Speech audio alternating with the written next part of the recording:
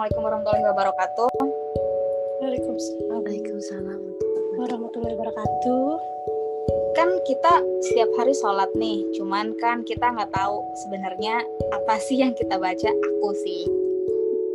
Aku pengen banget ngajakin kalian untuk tadabbur, kalau enggak kayak menghayati arti makna dari surat Al-Fatihah gitu. Surat Al-Fatihah kan ada 7 ayat nih, dari Bismillahirrahmanirrahim sampai Suratul Ladzina An'amta 'alaihim gitu kan. Nah, aku mau bahas yang Bismillahirrahmanirrahim nih. Aku pernah nonton nih videonya Ustadz Noman. Jadi Ustadz Noman ini kayak penceramah gitu dari Amerika. Terus yang aku tahu, yang aku pelajari Bismillahirrahmanirrahim itu kita bilang kalau Bismillah aja kan, Bismillah artinya dengan nama Allah gitu kan. Di Al-Quran artinya kayak gitu. Kalau Bismillah aja kan dengan nama Allah, itu tuh yang aku pelajari itu cuman kayak fragmen aja, frasa atau fragmen gitu, tapi bukan jadi kalimat gitu loh. Di ayat pertamanya Al-Fatihah kan Bismillahirrahmanirrahim kan, bukan Bismillah aja. Karena kalau Bismillah aja tuh kalimatnya jadi kayak nggak lengkap gitu loh. Kan kita juga diajarin kalau misalkan mau ngapa-ngapain itu selalu diawali dengan Bismillah, itu betul. Cuman Bismillahnya Bismillah ngapain? Karena Bismillah itu belum jadi satu kalimat gitu. Nah, Bismillahirrahmanirrahim tuh beneran dipakai setiap kita mau ngapain aja gitu. Itu Bismillahirrahmanirrahim ya. Jadi kalau menurut aku kita bisa pakai Bismillah aja, karena Bismillah itu menurut aku belum lengkap kalimatnya gitu. Terus ayat kedua surat Al-Fatihah nih, Alhamdulillahirabbil alamin. Ini maknanya Masya Allah sekali ya, dari kayak Alhamdulillah. Kata hamnya kita bersyukur, iya, dan kita memuji Allah juga dalam satu kalimat, dalam satu kata itu gitu. Itu Masya Allah. Dan itu ham ini termasuk kata benda, dan karena kata benda berarti timeless, gak ada jangka waktunya. Alhamdulillah gitu. Nah, kalau misalkan lillah ini setahu aku ya, yang aku pahamin itu Allah kayak memperkenalkan dirinya ke kita semua, ke umat di seluruh dunia ini gitu. Itu tuh bahwa kita tuh harus praising, harus thanks tuh ke siapa gitu loh. Di sini Allah menyebutkan dirinya bahwa kita tuh harus berterima kasih dan memuja Allah gitu loh. Kan tadi Alhamdulillah. Ini Rabbil Alamin gitu. Alhamdulillahirabbil itu artinya, maksudnya kita beneran berterima kasih dan memuja Rob kan berarti Tuhan kita tuh. Tuhan kita, siapa Tuhan kita? Allah. Alamin ini juga kan semesta alam gitu kan, di Al-Quran artinya kayak gitu. Nah, semesta alam ini dunianya manusia. Jadi Allah itu Tuhan dari seluruh alam yang diisi oleh manusia gitu loh. Aku lanjut ke ayat ketiga ya. Ar-Rahmanir-Rahim. Nah teman-teman, ya Ar-Rahman yang maha pengasih, Ar-Rahim yang maha penyayang. Menurut aku ini ayat yang benar-benar Masya Allah ya, luar biasa banget. Karena menggambarkan Allah memberikan rahmat ke kita, gak hanya dari kata sifat tapi juga kata kerja. Ar-Rahman itu lebih ke arah kata sifat ya, Allah maha pengasih. Ar-Rahim itu lebih ke arah, kalau bahasa kitanya aku bilang ini kata kerja, karena menunjukkan ini lebih ke arah perbuatan gitu, Allah memberikan gitu. Jadi ketika kita memaknai Ar-Rahman Ar-Rahmanir-Rahim, kita nggak hanya memahami kasih sayang Allah di permukaannya aja gitu, tapi benar-benar Allah tuh sayang sama kita semua gitu. Dan aku menyambungkan ini dengan ayat yang keempat, Maliki Yaumiddin gitu. Jadi walaupun itu menunjukkan kebesaran Allah gitu, kita tahu artinya Maliki Yaumiddin itu adalah milik hari akhir ya. Jadi Allah yang maha kuasa, yang menciptakan kita semua, tapi masih memberikan kasih sayangnya ke kita, baik dari sifat maupun perbuatan. Walaupun Allah itu juga berkuasa terhadap segala sesuatu termasuk hari akhir. sini tuh sebenarnya kalau aku mau maknai ayat 3 dan ayat 4 dari surat Al-Fatihah itu memberikan semangat untuk kita nih disayang loh gitu. Jadi kok kita jadi nggak ngapa-ngapain ya, apa yang bisa kita lakukan? Ini memberikan semangat untuk kita berbuat sebaik-baiknya, jadi beribadah sebanyak-banyaknya, karena ya untuk siapa? Untuk Zat yang memahami dan menyayangi kita lebih dari apapun, yaitu adalah Zat yang menguasai kita semua sebenarnya gitu. Jadi kita tuh udah diberikan penggambaran yang luar biasa dari satu surat Al-Fatihah ayat per ayat, terutama ayat 3 dan ayat 4. Menurut aku ini hal yang kontradiktif buat kita manusia, tapi ini menjadi hal yang luar biasa karena Allah yang langsung mengajarkan dan menunjukkan kepada kita gimana rasa sayang Zat yang Maha Agung, dan menunjukkan juga kebesarannya gitu. Itu sih teman-teman, buat aku ini dalam banget. Mungkin ada teman-teman lagi yang mau berpendapat tentang ayat yang sama.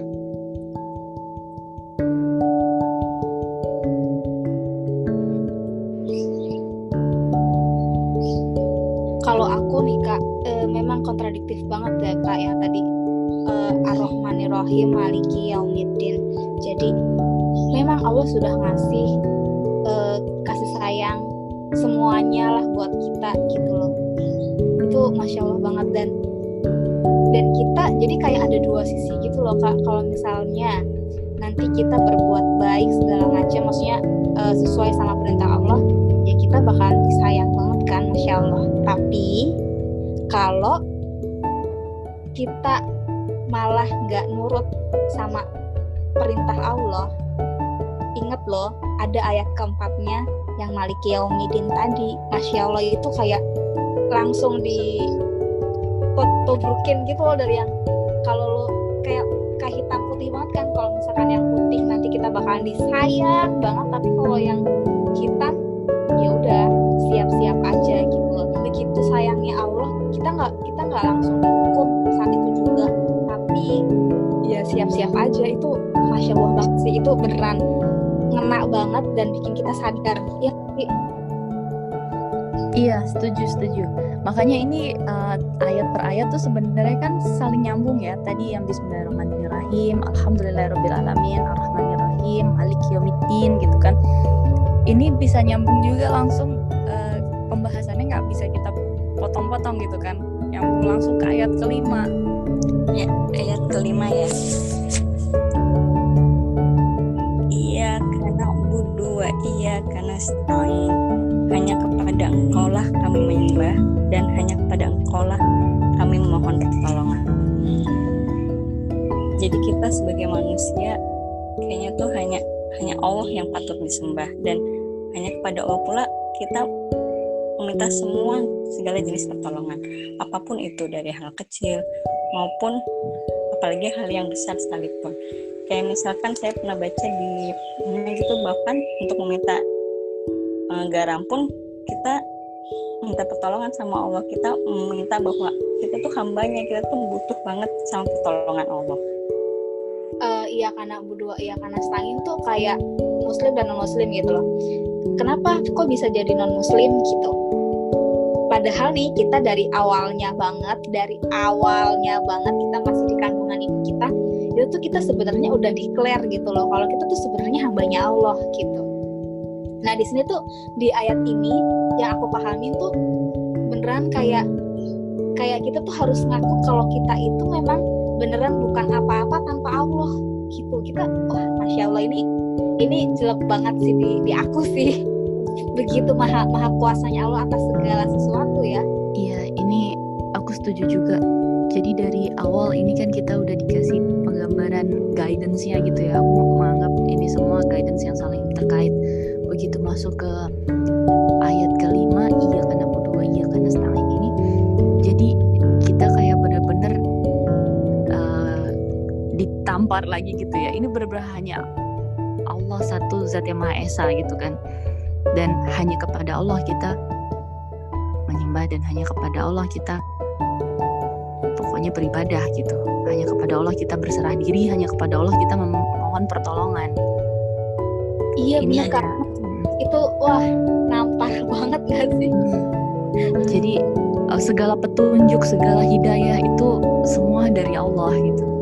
Iya benar banget. Masya Allah. Yang artinya ihdinas siratal mustaqim, yang artinya tunjukilah kami jalan yang lurus. Itu kayak kita minta berdoa juga ya, biar kita sampai pada tujuan gitu. Kayaknya kayak seperti apa ya, final gitu ya, kayak surga gitu yang kita minta gitu ya. Terus apa lagi ya, apa yang diminta dalam ayat ini, apa yang diminta dalam doa tidak akan terwujud kecuali dengan diberi hidayah petunjuk yang bisa mengantarkan menuju Allah Azza wa Jalla.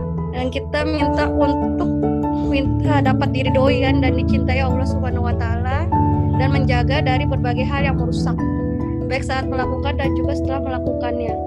Karena seorang hamba senantiasa membutuhkan hidayah dalam setiap keadaan. Mungkin kayak gitu kali ya. Aku pernah baca juga sih ini kenapa sih kalau kita sholat itu pasti kita akan kenapa kita perlu meminta hidayah gitu, padahal kan kita sholat itu juga sebuah perwujudan ibadah kita gitu ya. Nah, aku pernah baca Imam Ibnu Katsir itu dia pernah menyampaikan hal yang seperti itu. Dia kenapa selalu meminta hidayah setiap sholat? Padahal kan dia udah beriman gitu. Apakah ini kerjanya sia-sia gitu ya? Tapi kita balikan lagi. Memang kita sebagai seorang hamba itu yang meminta hidayah di siang dan malam pun tidak ada jaminan gitu kan? Iya. Bahwa Allah akan memberikan. Jadi ya kita sebagai seorang hamba ya selalu harus memohon gitu. Tunjukilah kami jalan yang lurus. Karena kita benar-benar nggak tahu apa yang ada di depan. Kalau disambungkan dengan ayat-ayat yang sebelumnya, makanya kalau semakin kita membaca ayat per ayat, semakin kita ngerasa kenapa Al-Fatihah ditaruh di halaman paling depan Al-Quran. Iya benar. Karena ini benar-benar petunjuk dari awal. Allah tuh menggambarkan kepada kita gitu kehidupannya, mengenalkan Allah kepada hambanya gitu ya. Ini loh Allah itu seperti ini, yang baik dari sisi penyayang maupun dari sisi kekuasaan keesaan Allah gitu. Terus masuk ke sini ya kita ditunjukkan gimana caranya ya kita memohon gitu kan, hanya kepada Allah kita relay untuk memberikan memohon petunjuk, memohon pertolongan, memohon ampunan gitu kan. Dan itu ya memang harus kita lakukan tiap saat, karena kita nggak tahu hidayah itu kapan diberikan, hidayah itu kapan diambil. Kalau kita nggak memohon, nanti kita nggak berada di jalan yang lurus lagi nih gitu. Benar banget. Benar banget. Benar Kak. Jadi Kadila bilang tadi minta ditunjukkan jalan yang lurus gitu kan berarti. Iya. Nah, iya Kadil. Jadi apa ya, itu tuh bikin aku tuh kayak wah, beneran kita tuh memang harus beneran selalu minta. Jadi kan aku pernah baca atau dengar deh kalau nggak salah. Jadi kita tuh harus selalu berdoa ke Allah gitu kan. Karena memang kalau misalkan kita nggak berdoa, katanya kita bakalan jadi orang yang sombong kan. Karena memang menyambung ke ayat-ayat yang sebelumnya, kita tuh bukan apa-apa. Kayak udah declare di iya karena berdua, iya karena stain aja. Iya karena kita udah ngaku kalau kita tuh nggak punya apa-apa, kita bukan siapa-siapa. Makanya di ayat berikutnya kita minta ke Allah, semoga Allah ngasih jalan, ngasih hidayah ke kita, biar kita tetap punya tujuan yang tujuannya ke Allah juga. Dan itu buat kita sebenarnya itu apa ya, gabungan kasih sayang dan perintah, dan semuanya itu klop. Dan wah Masya Allah, ini keren banget gitu loh. Lanjut ke ayat 7. Ayat 7 itu siratal ladzina an'amta 'alaihim ghairil maghdubi 'alaihim waladdallin. Artinya jalan orang-orang yang telah Engkau beri nikmat kepadanya, bukan jalan mereka yang dimurkai dan bukan pula jalan mereka yang sesat. Kalau di ayat sebelumnya itu ada arti tunjukilah kami jalan yang lurus. Nah, jalan yang lurus itu jalan yang kayak gimana sih? diterangkan di ayat 7 itu adalah jalan orang-orang yang diberikan nikmat kepadanya dan bukan jalan yang dimurkai, bukan pula jalan mereka yang sesat. Gimana sih maksudnya itu orang-orang yang diberikan nikmat? Kalau merujuk ke salah satu tafsir, yang diberikan nikmat adalah orang-orang yang taat kepada Allah dan Rasul, orang-orang yang jujur teguh, dan juga kelompok yang diberikan nikmat hidayah untuk tetap selalu berserah kepada Allah.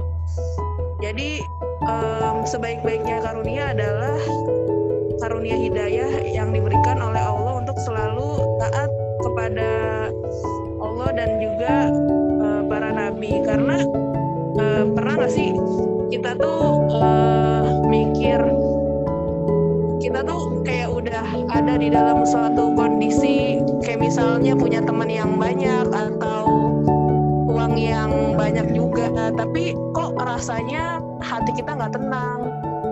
Kadang tuh apa ya yang kurang. Sedangkan ada juga orang-orang yang mungkin kalau dilihat itu temannya itu aja, tapi dan juga mungkin bukan tipe orang yang punya barang-barang mewah dan segala macamnya, tapi hidupnya itu kayak merasa tenang karena percaya bahwa di setiap langkahnya itu ada Allah yang akan selalu menjaganya. Ketika mendapatkan musibah ia bersabar, tapi juga ketika diberikan rezeki ia bersyukur. Jadi semoga kita semua ini termasuk orang-orang yang ditunjuki jalan yang lurus, yaitu jalan yang diberi nikmat, bukan jalan yang dimurkai, dan bukan pula jalan mereka yang sesat. Ya Allah, begitu sayangnya Allah ke kita nih. Jadi udah dikasih segala nikmat dari karunia dari Allah, dan kalau kita nurut kayak gimana, kalau kita nggak nurut kayak gimana, dijelasin juga di ayat Al-Fatihah ini. Terus, dan gak cuma itu gitu loh, kita minta petunjuk sama Allah dan dikasih petunjuk yang langsung. Di ayat 7 ini kan dikasih langsung kan, Ya, kita disuruh mencontoh, ada loh yang sudah Allah beri nikmat dan lulus, ya kan. Dan ada juga di sini bukan ghairil maghdubi alaihim tuh, kalau yang aku pahamin bukan jalan yang dimurkai, dan kita beneran langsung dikasih contohnya tanpa kita harus cari-cari lagi, kita nggak bingung lagi. Ya itu jelek juga sih di aku, kayak kita selama ini kayak cari idol, kita akan contoh mereka, tapi apa bener mereka sudah beneran lulus gitu kan. Padahal di ayat ini itu beneran dikasih tahu siapa sih yang udah lulus, dan ada contoh-contoh di Al-Quran juga mana orang yang Allah murkai dan mana orang yang menurut Allah sesat gitu. Itu kita tinggal beneran harus bedah Quran banget, dan ini di sini dikasih tahu di ayat ini gitu. Itu keren banget sih, Masya Allah. ya. Dan menurutku juga kalau kita lagi bingung, kayak misalnya ditolak pekerjaan atau kehilangan orang-orang yang kita cintai, entah itu karena meninggal atau karena ada kejadian-kejadian lain, untuk pergi dari kesedihan dan kekecewaan kita itu memang akan sangat baik kalau kita mencari inspirasi atau obat hati di Al-Quran, apalagi di surat Al-Fatihah yang pembuka ini. Tadi teman-teman juga udah sharing ya, itu Masya Allah banget sih. Hanya kepada Engkau lah kami menyembah, dan hanya kepada Engkau lah kami mohon pertolongan. Kadang tuh kita emang ada di situasi yang hopeless, kayak pandemi sekarang, ekonomi turun, terus banyak yang sakit, kitanya juga khawatir obatnya gimana. Itu ada di surat Al-Fatihah ini. Wah, Masya Allah, keren banget. Teman-teman ada yang mau nambahin nggak? Baca surat ini, maksudnya terima kasih juga teman-teman ngebahas surat Al-Fatihah tadi. Aku jadi kayak disadarin kalau memang ya kita nggak pernah sendiri, karena pasti ada Allah, dan Allah tuh udah ngasih petunjuk loh gimana caranya supaya kita tetap bisa menjalani kehidupan ini gitu, dan udah ada contoh-contohnya juga gitu. Kalau kita lihat zaman dulu juga pernah ada nih hal-hal seperti ini, wabah-wabah gitu kan juga ada kan. Dan mungkin ini juga bisa jadi referensi buat kita gimana orang-orang terdahulu yang Allah bilang sudah terpilih itu menghadapi kondisi ini. Iya ya, karena zaman ini kan sebenarnya kayak yang dijelaskan tuh berulang terus gitu, nggak ada hal yang baru gitu kan Kak. Masya Allah. Iya betul-betul. Jadi ya Allah ngingetin lagi nih ke kita. Makasih ya teman-teman, saya diingatkan juga lewat teman-teman ngebahas pagi ini. Wah, Masya Allah, semoga bermanfaat ya teman-teman semuanya. Amin. Oke, alhamdulillah. Jadi terima kasih banget nih buat teman-teman, buat Kak Agnes, buat Kak Yuni, buat Kak Dila, buat Kak Salma. Wah, ini seru sekali pembahasan pagi-pagi kayak gini. Dan memang sih kita bikin beneran nyadar lagi, emang sebenarnya kita butuh ya yang pembahasan-pembahasan kayak gini biar kita tuh lebih lebih sadar. Oh, ada loh. Ya, kita pagi ini juga bisa bertemu semuanya nih lengkap karena Allah yang mengizinkan ya, bukan karena memang kita bisa. Ya, kita bisa karena Allah yang mengizinkan. Balik lagi ya, Masya Allah. Ya udah teman-teman, terima kasih banyak ya sudah ikutan berpartisipasi pagi ini, pagi-pagi mengganggu, mohon maaf. Tapi semoga bermanfaat, semoga ada yang bisa kita ambil dan semoga Allah merahmati kita, semoga semuanya sehat semua. Amin.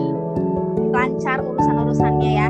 Terima kasih. Assalamualaikum. Makasih ya Sarah udah nge-hostin.